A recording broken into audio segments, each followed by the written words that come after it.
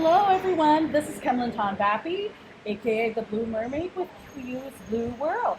Today, I am casting. We've got to meet Roy Moody from the Hideout at Phnom Penh, Cambodia. So I'm really excited. You know that I've been covering a series of stories that you need to hear, people you need to meet, and it's always about a sense of adventure, a sense of courage, and entrepreneurship, and artistic creativity and taking a chance. So today I'm here with Roy Moody, yay, the owner of the Hideout, and I'm trying to capture and let you know what his story. How did this come to be?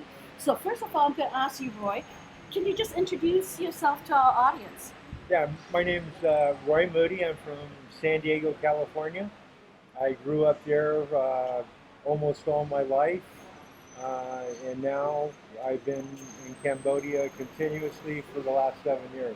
7 years. Okay, so everybody's probably dying to find out, how did you get from San Diego with the zoo and the Monterey Aquarium and everything and SeaWorld to, hello, Cambodia? Well, it actually started in 2004. It was my first trip out here. I had a Cambodian friend that moved back from San Diego to Cambodia, and then out of the blue, he gave me a call and said, "Hey, Roy, why don't you come out and visit me? And I think you'll really like Cambodia." So I flew out and I fell in love with it on my first trip.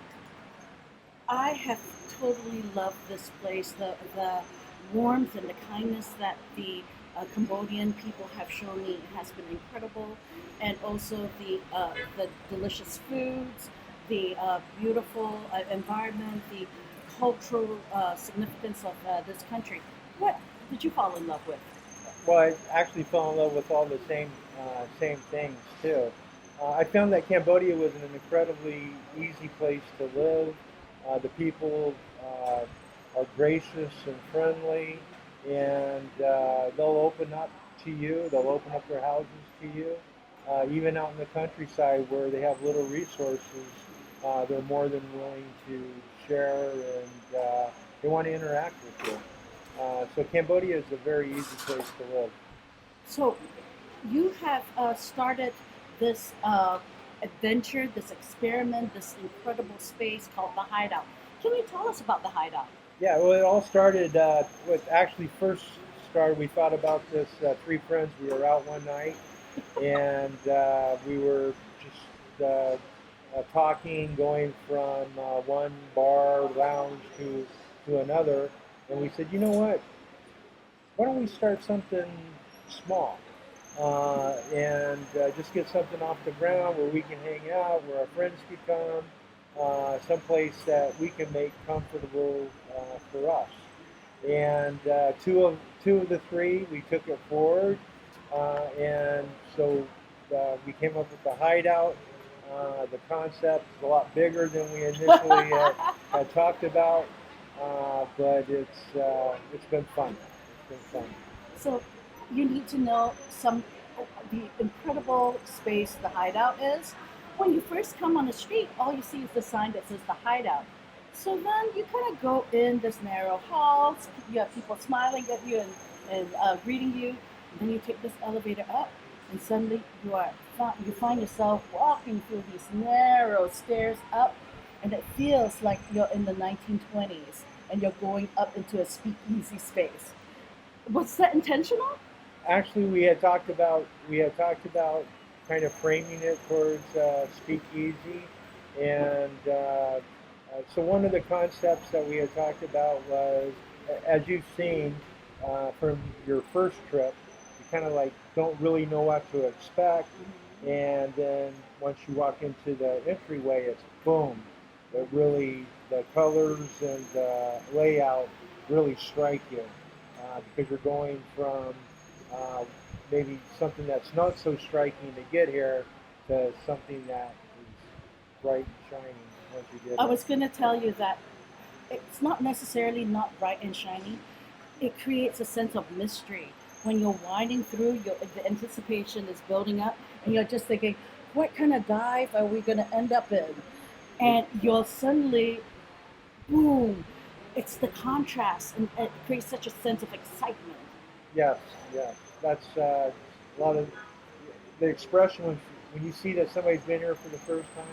The expression on their face when they walk through the door is it's good. It's good to see. It's good to see.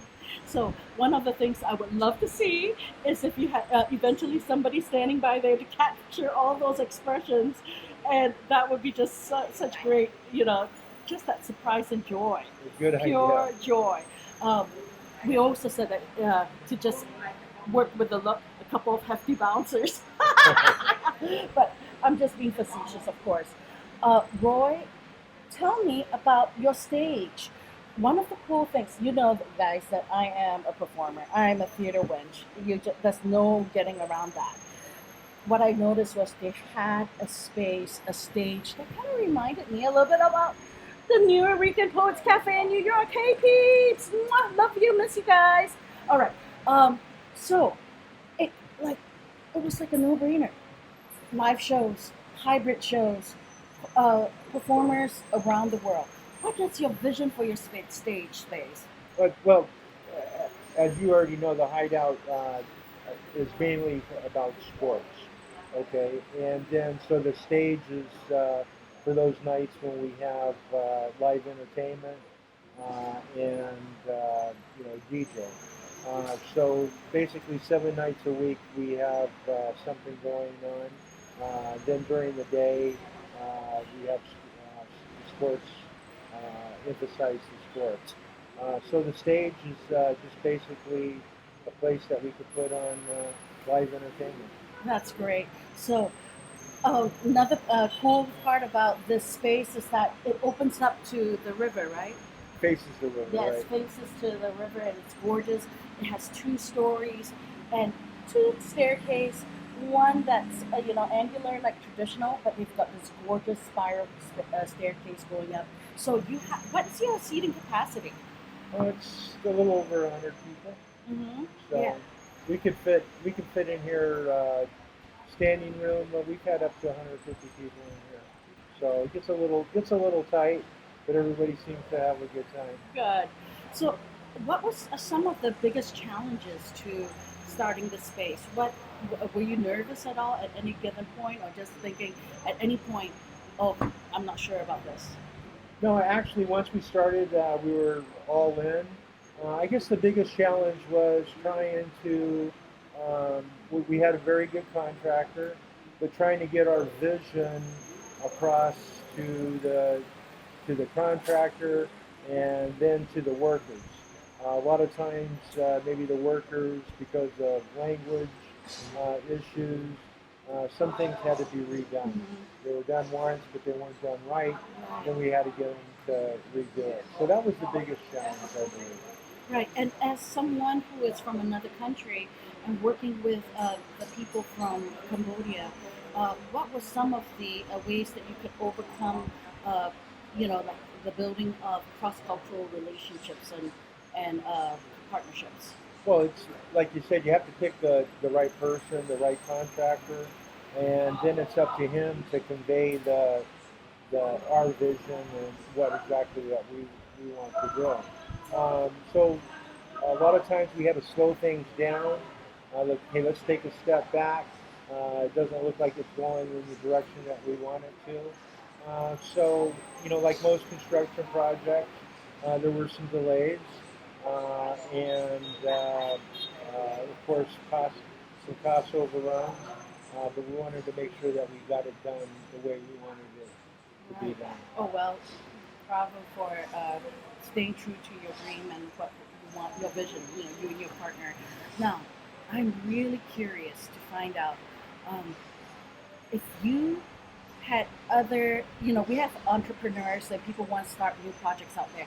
What are some things and pieces of advice or counsel you would give them, or encouragement? What words of encouragement would you give them? Well, I would just say anybody who wants to start a business, no matter what size in Cambodia, they really have to come and they have to see and really know the lay of the land. It took me several years. You fall in love with the country and you think, okay, this is my idea, and I'm just going to get it done. You really got to know the ins and outs of the people that you're dealing with, the laws, just the little, the little cultural things that might cause delays, like, holidays. Might be a one-day holiday, but no one in Cambodia takes a one-day holiday. It's always extended. So these are the things that you have to really figure out. Mm-hmm. And coming here just on vacation, living here is completely different than actually coming on vacation. So um, take your time, know exactly what you want to do, have a plan. You can't just come here willy-nilly and throw out money and expect to be successful. But have a plan. Have your short-term goals and your long-term goals. Oh, thank you so much for that advice. So yes, everyone, uh, vacation is different from living. So if you're going to come live here, if you want to make this work for you and not be left stranded, have a plan and think about what you want and protect your dreams. But also take the time to work with the people locally. This is what international relationships are about in collaborations. Oftentimes there's a cultural barrier or challenges. There are also language challenges. But those challenges can be worked together so that you can build something together. So don't be afraid of it. It just takes a little longer and it takes courage, okay? All right, so last thing that I want to ask you is, oh, this is about the wrap up time, Shani. But I was going to, I want you to think about it. If you had one sentence or one idea that you want the world to know, like, a blessing to the world, what would that be? But did you have a question for our guest? What would you like to ask the mermaid? What would I ask the mermaid? Mm-hmm. Yeah. That's a good question. Uh, I get the one question that you would ask.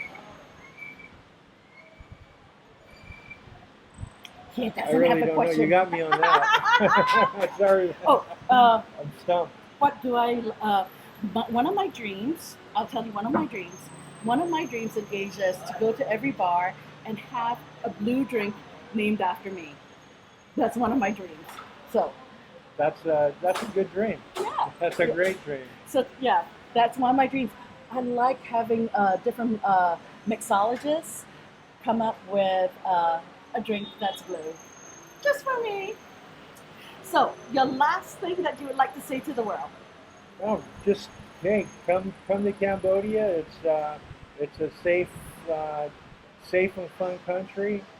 Take the time and really experience the people. That's what makes this country is the Khmer people. Yes.